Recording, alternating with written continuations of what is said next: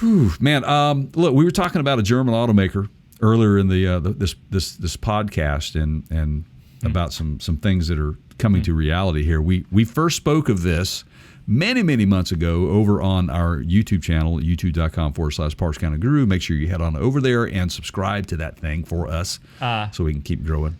Uno momento, por favor. Okay. I hate to say I told you so. Okay. Ooh, yeah.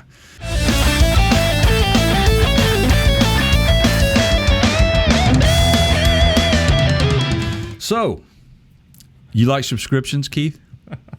Oh, love them, Jay. Love handing out money for random things every month. My personal favorite in our house is the subscription we pay to Lexus every month to start our car remotely. Oh, but wait a minute. Love it.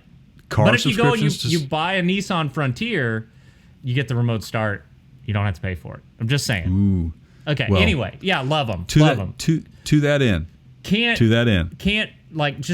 stop thinking about who I can offer, recurring revenue to next month.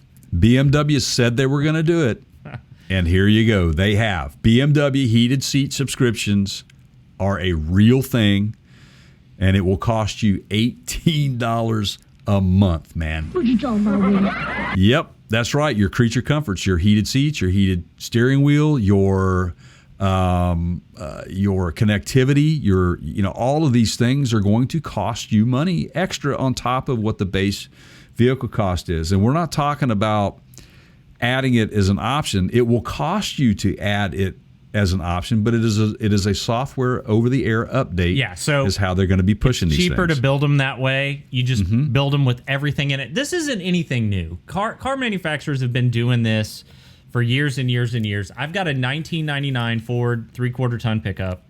It's a Super Duty, and you can go on the forums and look up like remote start. Like I was at one point thinking about like remote entry, and does it have, like, what if I wanted to just put a key fob on it to because it's got power locks and power windows, and there's all this documentation online that says if you just go and look, like 90% of the ones that were built already have the box under the hood where you just plug the module in. Right. It's already there. They've already Right. wired it. Why? Because it's cheaper in the factory to just have them done all the same and crank them out and then just charge you that extra, like just to plug the box into it later. Right. The other thing that does for them as the manufacturer, as you well know, we all walk around with our smartphones, our smart devices, and we are continuously being pushed to update specific apps, and this gives the user a better service, a better experience. Yeah. And I think that this is what it's coming to with auto manufacturers as well. They realize that by doing this, they can control by over-the-air updates and improve upon an existing product. And I think that in itself is the bottom line here. I think that they recognize that there may be an opportunity to improve upon, just not every. It's cheaper to, like you said, to supply the vehicle with what it needs to get there than it is to have a vehicle without that and one with, because then you're building two different vehicles. Well, and let's take this argument a little bit further, because you might be saying right now, well, I'm going to buy a car and I'm never going to pay for that. Okay, well, this is a BMW. How long are you going to have this car? How long does the average BMW owner keep their BMW? A couple of years? Exactly. 3 years? Yeah. Lease? 5 years, maybe? Yeah. Is that car dead in 5 years? Is it done, or is it going to another owner? Maybe that other owner wants to pay for that subscription and have his heated seats. So just because you put the wiring, the components, the coils in that seat, and the first guy that owns it doesn't use it, doesn't mean that's wasted for the life of the vehicle. You follow me? Right. So absolutely. The argument of this being too costly to implement, I think they're looking at this from the other side of that coin, which is somebody will pay for it in the life of that absolutely car. They will. I mean, we said we would never pay $1,000 for a smartphone, and it happens every 2 minutes. Somebody, I'd really like to know what the number is there. How often does a new smartphone get purchased? We should check into that. I mean, and what's it cost, Jay, to, I mean, we're just theorizing here, but the components in that seat that create the heat, right? The switches, the wiring, the coils in the seat. I mean, are we talking like to the manufacturer? Are we talking $50? Yeah, probably electronics wise. But if you think about this though, here's the other side of it. Why not stick a seat in there that has the capability of doing that? Right. Well, that's instead of building a whole other seat that doesn't have the capability to do that. You see what I'm saying? Yeah. It's more costly for them to produce two different types of seats than it is one. They're going to make their $50 back in 2 months. Totally makes sense, right? So let's get down to the figures here. So on its Connect Drive store in South Korea, BMW's Connect Drive store in South Korea, BMW owners can pay a monthly fee to have a creature comfort such as heated seats. It costs 24,000 Korean won, or what is basically about $18 at the current exchange rate. Or you can get a 1-year plan for about $176, or a 3-year subscription for $283. And I think you can just buy it outright for $406. One shot, you're done. You get it for the rest of your life. I would go for the lifetime unlock. I would too. Now, but here's as soon as you change ownership, that resets and locks itself back up. Absolutely, right? It does. Yeah. It is a return on investment. It is exactly what Rivian tried to do, or they basically presented during their IPO that they were going to use subscription revenue as part of their revenue, and they're banking on that. And we said then, who's going to do this? And then all of a sudden, BMW's already doing it. There's a lot of other auto manufacturers out there that are already doing it. You're just not hearing about it as much, but you're going to see this more and more with each new vehicle that you purchase. Now, here's the beauty of this.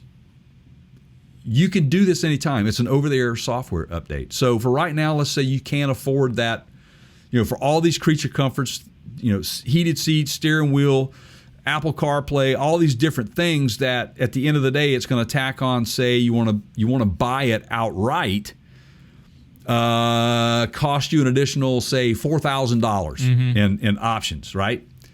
Whereas, but I can get just a snippet of it just to see if I like it. Maybe I don't like it. Maybe I only want to try it for 3 months to see if I want to continue on. And then maybe at that time I will purchase the full meal. I think it gives the consumer, it's not really a bad thing. I think it gives the consumer the options to choose or delete when they see fit. That's my take on it. Maybe you only want to use a heated seat during the wintertime. Maybe you're not a cold-natured person and you don't want it in the summer. You think about it, because the heated seat doesn't get utilized every month. It depends on where you live, but yeah. That's exactly right. So there is a potential downside risk here because this is me, Jay. I'm always looking at like, where could this bite us, right? All right, so this is horrible and you shouldn't do this, but I know people are going to do it. So that $4,000 that you talked about, that if you just go for the lifetime unlock and it adds $4,000 to the cost of the vehicle, right? Mm-hmm. So vehicle prices are already going up. Right. And we've reported on this before, and you guys make sure you're subscribed over on the YouTube side. You can find all of our segments there, and this is one of them, where people are now extending out their payment plans from 5 years, 6 years, 7 years, 8 years, right? Yeah. Some cases 10. So people are going to add this to the cost of the purchase of the vehicle, go for the lifetime unlock, and then this is the ridiculous part. They're going to then pay interest on that $4,000 month. So they have a monthly fee that they didn't want to pay monthly because they couldn't afford it, and they added it to the price of the vehicle, which ups that monthly fee, and then they're going to pay interest on that monthly fee, and then that's going to end up extending the loan term, meaning like from 5 years to 6 or 7 or so on. Well, here's where that could be dangerous to the automotive industry. Yes, they're going to make more money on the interest over time, but historically, what has driven the time frame that people come back to buy new cars? Like, it's typically been 5 years. Like, a lot of people buy a new car every 5 years. Yeah, 3 to 5. What a coincidence, Jay.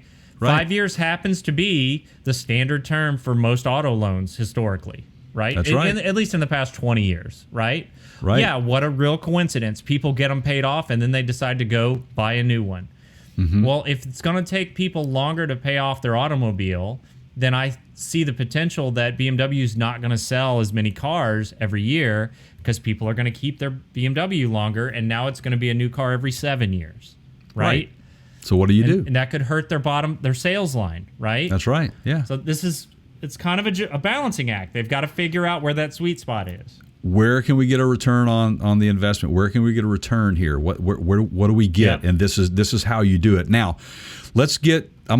Before we end this is the last thing I'm going to say about this. I am in complete agreement with the direction that this is going. I have no problem with it. I think that this is where we're at with technology, which provides these types of opportunities. We have an ever-changing environment in the automotive industry right now as we speak, and it's changing by the minute.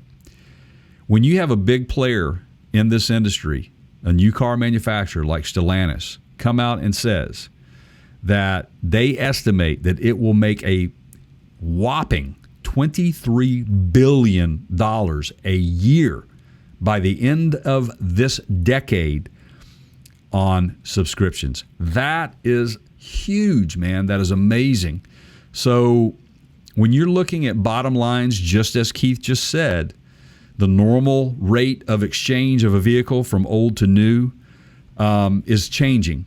People are hanging on to their vehicles a little longer, and this might encourage them to do that even because of the price of the vehicle itself. So I think it's going to be a win-win for consumer and manufacturer. Yeah, and it's just where we're going, guys. So there you have it.